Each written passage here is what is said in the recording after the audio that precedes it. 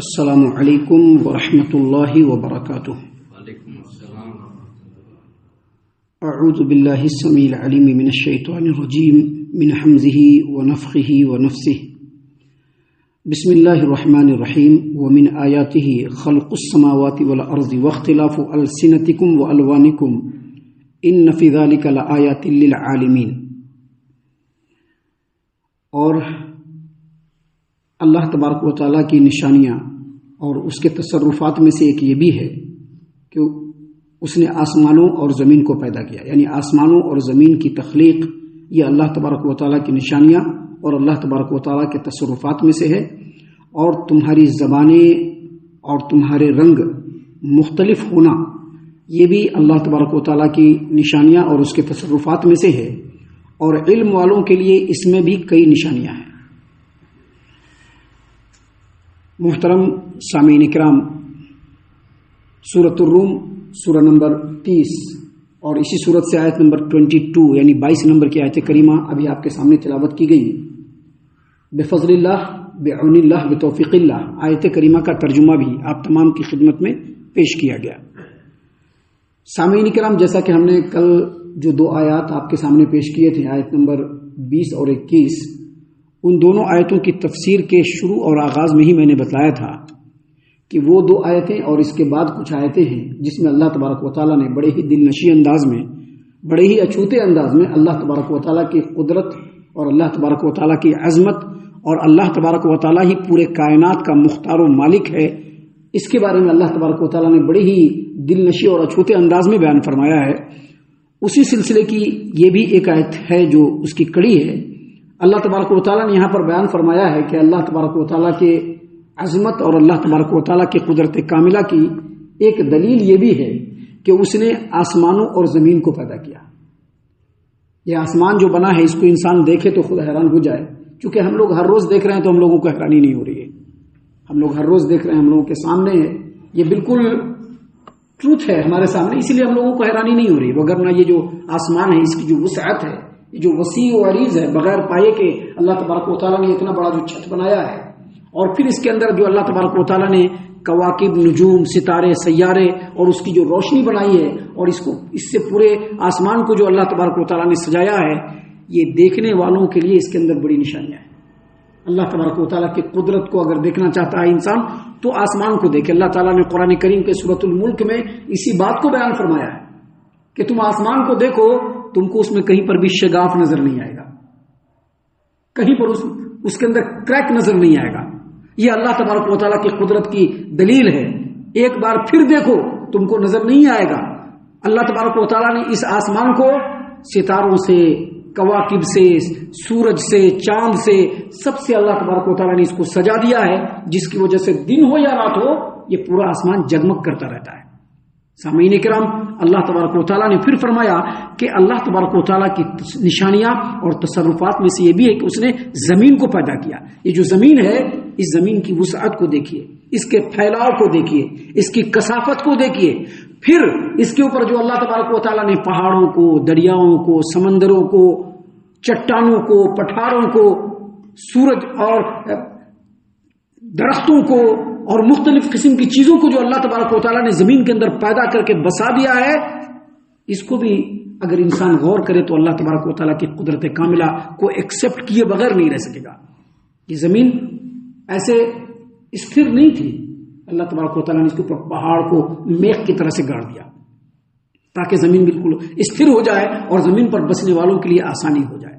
تو اللہ تبارک و تعالیٰ نے یہاں پر بیان فرمایا کہ ومن آیاتہ خلق السماوات والارض، اللہ تبارک و تعالیٰ کی نشانیاں اور تصرفات میں سے آسمانوں اور زمین کو پیدا کرنا بھی ہے، جس پر انسان کو غور کرنا چاہیے۔ اور پھر آگے اللہ تبارک و تعالیٰ نے بیان فرمایا واختلاف السنتکم والوانکم، اور تمہاری زبانوں کو اور تمہارے رنگ روپ کو اللہ تبارک و تعالیٰ نے الگ الگ بنایا۔ ابھی دیکھیے انسان کو جو اللہ نے پیدا کیا، سب کا عنصر اور ایلیمنٹ کیا ایک ہی ہے کہ نہیں؟ ایک ہی عنصر سے، ایک ہی ایلیمنٹ سے سب کو اللہ تبارک و تعالیٰ نے مرکب کیا، سب کو اللہ تبارک و تعالیٰ نے کمبائن کیا۔ ایک انسان ہم ہو یا دنیا میں کوئی بھی ہو، سب کو اللہ نے مٹی سے پیدا کیا، حقیر پانی سے پیدا کیا، سب کا عنصر، سب کا ایلیمنٹ ایک ہی ہے۔ ابھی ہر انسان کا جو منہ ہے وہ بھی ایک ہی ہے، اس کے اندر جو زبان ہے وہ بھی ایک ہے، ہر ایک کے لب بھی ایک ہے، گلا بھی ایک ہے، لیکن جب انسان بولتا ہے تو کسی کی آواز بڑی سریلی ہوتی ہے، بڑا ترنم آمیز ہوتا ہے، انتہائی نرم ہوتا ہے، اس کی گفتگو میں نرمی اور شیفتگی ہوتی ہے، لیکن اس کے مقابلے میں دوسرا آدمی جب بولتا ہے تو اس کی آواز کے اندر سختی ہوتی ہے، کرختگی ہوتی ہے، بھاری پن ہوتا ہے، حالانکہ گلا ایک ہی ہے، اللہ تبارک و تعالیٰ نے ایک ہی طرح کا بنایا ہے۔ ابھی اسی طرح سے لب و لہجے میں بھی فرق ہو جاتا ہے۔ انسان جو بولیاں بولتا ہے اس روئے زمین پر، اللہ نے کیا فرمایا؟ واختلاف السنتکم والوانکم، اللہ تبارک و تعالیٰ نے تمہارے زبانوں کو مختلف بنایا ہے۔ مختلف بنایا کا مطلب یہ ہے کہ جب بولتا ہے تو کسی کی آواز بڑی نرم ہوتی ہے، کسی کی آواز بڑی سخت ہوتی ہے۔ اسی طرح سے اس پورے روئے زمین پر جو بسنے والے انسان ہیں ان کی زبانیں، ان کی بولی بھی الگ الگ ہے، کہیں عربی بولی جاتی ہے تو کہیں فارسی بولی جاتی ہے، کہیں فرینچ بولی جاتی ہے تو کہیں اٹالین بولی جاتی ہے، کہیں ہیبرو بولا جاتا ہے۔ ابھی ہمارے اس ملک کے اندر دیکھیے تو کہیں پر مراٹھی بولی جا رہی ہے، کہیں پر ہندی بولا جا رہا ہے، کہیں پر اردو لوگ بول رہے ہیں، کہیں پر لوگ ملیالی بول رہے ہیں، کہیں پر کنڑ بول رہے ہیں، تمل، تیلگو، بھوجپوری، پتہ نہیں کیا کیا بول رہے ہیں۔ تو اس روئے زمین پر بسنے والے انسانوں کے بے شمار جو لینگویجز ہیں یہ سب اللہ تبارک و تعالیٰ کی طرف سے۔ ابھی جو کنڑ بول رہا ہے کوئی اپنے باپ کیا سے نہیں لے کر کے چلایا ہے، یہ اللہ تبارک و تعالیٰ نے سکھایا ہے لوگوں کو۔ کوئی اردو بول رہا ہے تو اس کا اپنا بپوتی نہیں ہے، اللہ نے اس کو پیدا کیا اس زبان کو، اور لوگ اس کو سیکھ کر کے بول رہے ہیں۔ کیا ہر آدمی اردو بولتا ہے؟ کیا نہیں، ہر آدمی اردو نہیں، جو سیکھتا ہے وہی بولتا ہے۔ تو اللہ تبارک و تعالیٰ نے بے شمار لینگویجز اس روئے زمین پر پیدا کیا اور لوگوں کی زبانوں کو الگ الگ بنایا۔ آپ اس میں بھی مزید غور کیجئے، جیسے مثال کے طور پر یہ کرناٹک کے اندر کیا بولی بولی جاتی ہے؟ کنڑ بولی بولی جاتی ہے، لیکن آپ دیکھیں گے کہ کرناٹک کے ایک علاقے میں جو کنڑ بولا جاتا ہے، کچھ کلومیٹر دور چلے جائیں گے تو وہاں پر وہی کنڑ بولا جائے گا، لیکن اس کے اندر الفاظ کا پھیر ہوگا۔ اس کو ہر آدمی نہیں سمجھ پائے گا، جو علاقے کے لوگ ہوں گے وہی سمجھیں گے کہ ایک علاقے میں جو کنڑ بولا گیا وہ ایک الگ لہجے کا تھا، اس کے اندر الفاظ ذرا الگ تھے۔ پھر دوسرے علاقے میں کرناٹک میں گئے، وہاں پر بھی کنڑ بولی جا رہی ہے، لیکن اس کے اندر الفاظ الگ ہیں، لہجے الگ ہیں، جس کو مقامی لوگ ہی سمجھ سکتے ہیں، دوسرے لوگ نہیں سمجھ سکتے ہیں۔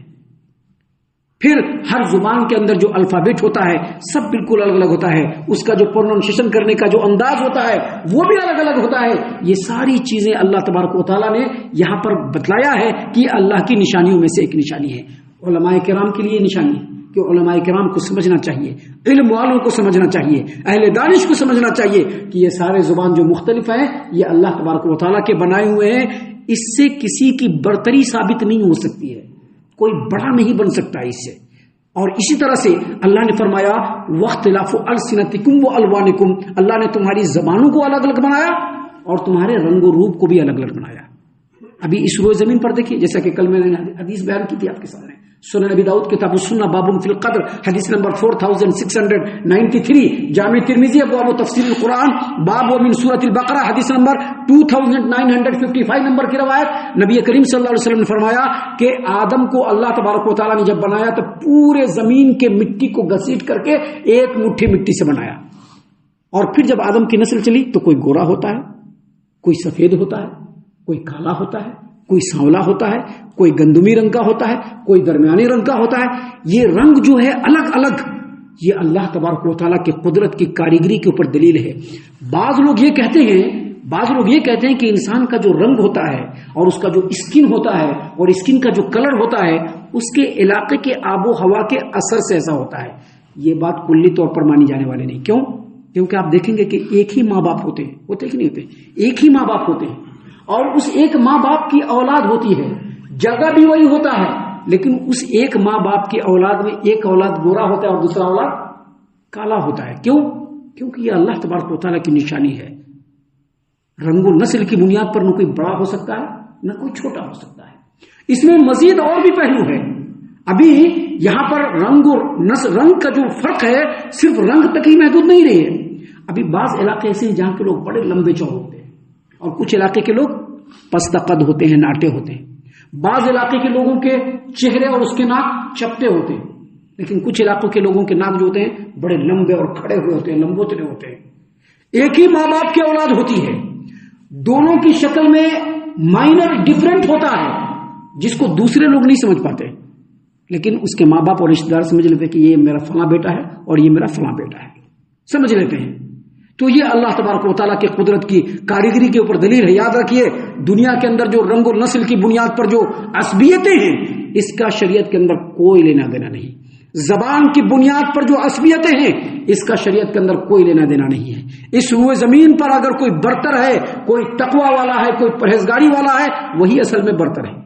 ہر کوئی برتر نہیں ہو سکتا ہے۔ جو جتنا اللہ تبارک و تعالیٰ کو راضی کرنے والا ہوگا، اتنا ہی وہ تکریم کے لائق ہوگا، عزت کے لائق ہوگا، اللہ تبارک و تعالیٰ اس کو عزت سے نواز دے گا۔ تو یہاں پر اللہ تبارک و تعالیٰ نے اپنی قدرت کی کاریگری کی دلیل کو بتلایا ہے کہ ومن آیاتہ، اور اس کی نشانیاں اور اس کے تصرفات میں آسمانوں اور زمین کا پیدا کرنا ہے، رنگ اور زبان کا مختلف بنانا ہے، یہ بھی اللہ کی نشانی ہے۔ ان فی ذلک لآیات للعالمین، اور اس میں اہل علم کے لیے نشانیاں ہیں کہ اہل علم اس پر غور و فکر کریں کہ اللہ نے ہر خطے کے لیے الگ الگ رنگ، ہر خطے میں الگ الگ زبان اللہ تبارک و تعالیٰ نے بنایا ہے۔ ایک ہی ماں باپ کے بچے ہیں لیکن الگ الگ رنگ ہو سکتے ہیں، الگ الگ شکل و صورت ہو سکتی ہے۔ ایک ہی علاقہ ہو سکتا ہے، وہاں پر مختلف قسم کے لوگ ہو سکتے ہیں۔ ایک ہی علاقہ ہے، زبان ایک ہی ہوگی لیکن اس میں بھی اختلاف ہو سکتا ہے۔ تو اس میں اہل علم کے لیے نشانیاں ہیں، اور اس پر اگر انسان غور و فکر کرے تو اللہ تبارک و تعالیٰ کے قدرت کو وہ بالکل ایکسیپٹ کیے بغیر نہیں رہ سکے گا۔ ان تمام باتوں پر آپ غور کریں گے تو انسانوں کے جو رنگ الگ الگ ہیں، ان کے جو چہرے الگ الگ ہیں، ان کے شکلوں میں جو فرق ہے، اس سے ایک بات یہ بھی سمجھ میں آتا ہے کہ جتنے بھی بچے ماں کے پیٹ میں پلتے ہیں، جب سے دنیا بنی ہے تب سے لے کر کے اب تک اور قیامت تک جتنے بھی بچے ماں کے پیٹ میں پلتے ہیں، سب کو فردن انفرادی طور پر اللہ تبارک و تعالیٰ کی توجہ کا محتاج ہونا پڑتا ہے، اور ہر ایک پر اللہ تبارک و تعالیٰ فردن اللہ کی توجہ ہوتی رہتی ہے، اور ہر ایک کو اللہ تعالیٰ اس کے حساب سے بناتا رہتا ہے جیسا کہ اس کی شان کے لائق ہے۔ ہم اللہ سے دعا کرتے ہیں کہ اللہ تعالیٰ ہم تمام کو ان باتوں کے اوپر خوب غور و فکر اور تدبر کرنے کے ساتھ ساتھ ان باتوں پر عمل کرنے کی بھی توفیق عنایت فرمائے، آمین۔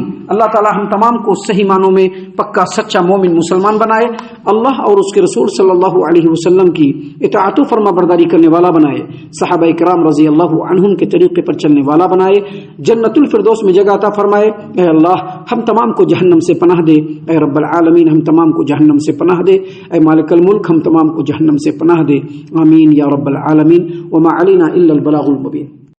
تبارك الذي نزل الفرقان على عبده ليكون للعالمين نذيرا